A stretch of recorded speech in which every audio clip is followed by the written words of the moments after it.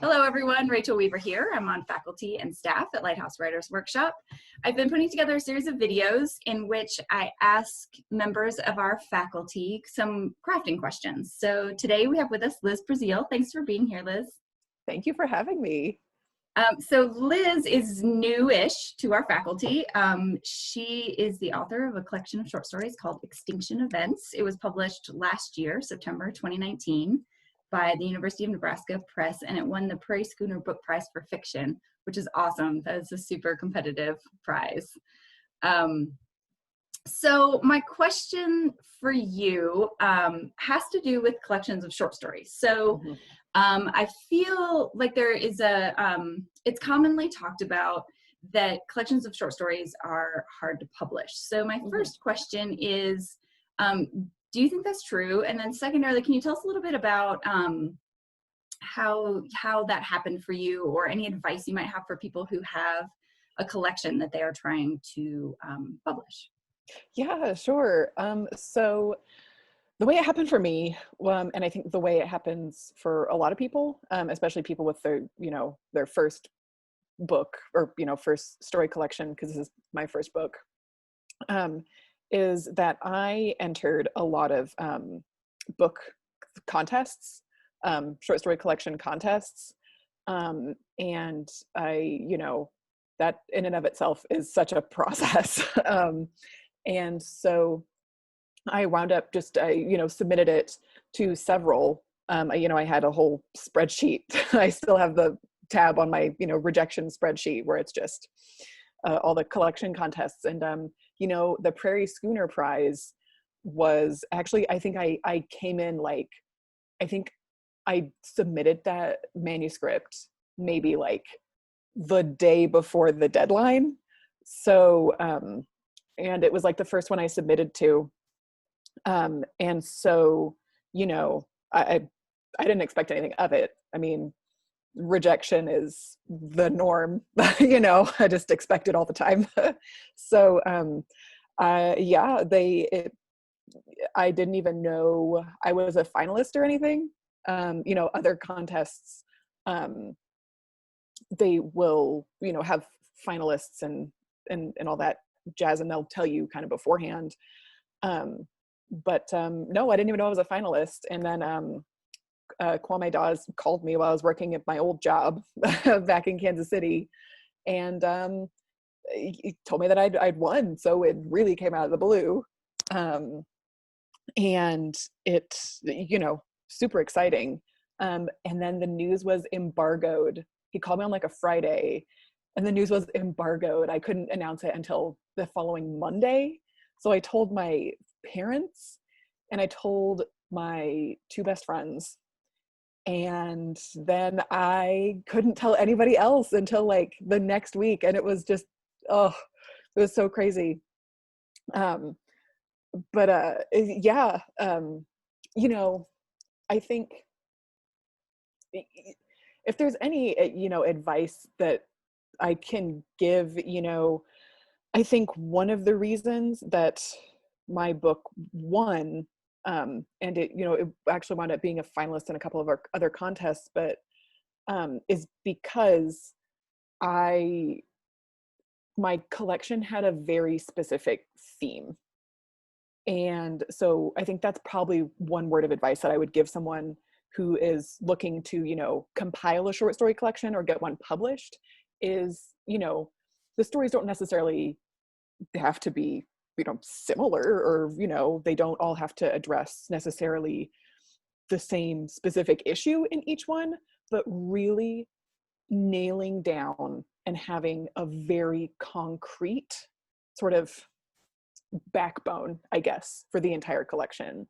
And so I think that's one reason my collection was successful, is because the overlying theme of sort of extinction is solidified, but and is made clear by putting all those stories together.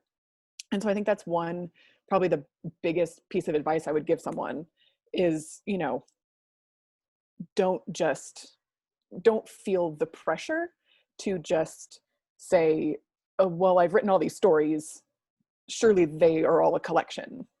You know, don't feel that pressure. Don't put that pressure on yourself, certainly.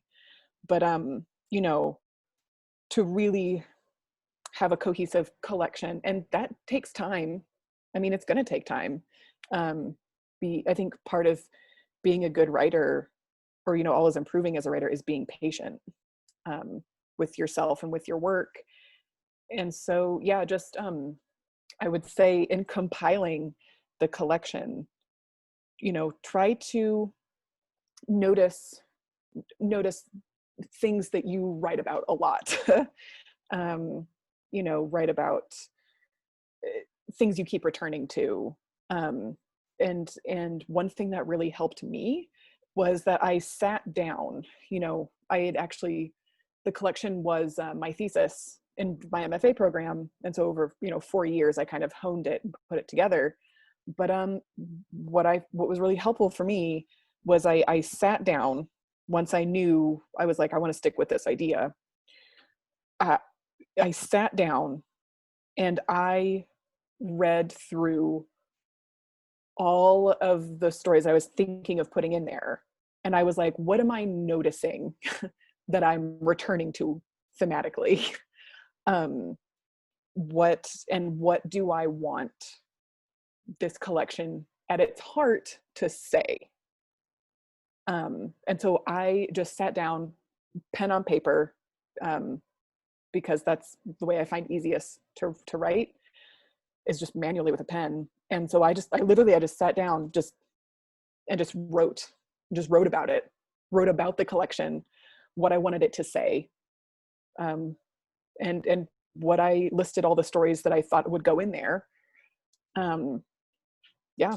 So I think just being patient and trying to discover what ties those stories together. Yeah, that was a long answer. Yeah, I have a couple things occur to me as you are talking.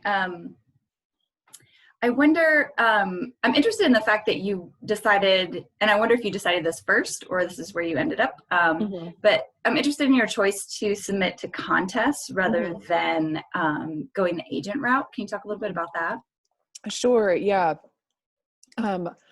You know, honestly, it never really even occurred to me to look for an agent with this collection. Yeah, I guess I'm a really like thoughtful person, and you know, I take a lot of time to like do things, especially relating to my work. And so it honestly never really occurred to me to look for an agent with this collection. I definitely will be, like, with my next collection I'm working on now, but it honestly never even occurred to me, which seems strange in retrospect. But yeah, I think I just always kind of knew, always knew that contest route, one way or another, would be the right way to go with this collection. Yeah.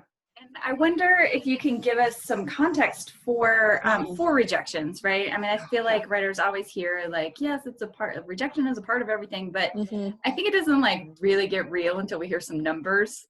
So I wonder if you can give us like a little bit, you know, did you send to, you know, 3 to 5 competitions or contests, or did you send to like 20 to 30? Just for a little bit of context for anyone who is submitting or thinking about submitting a collection of short stories.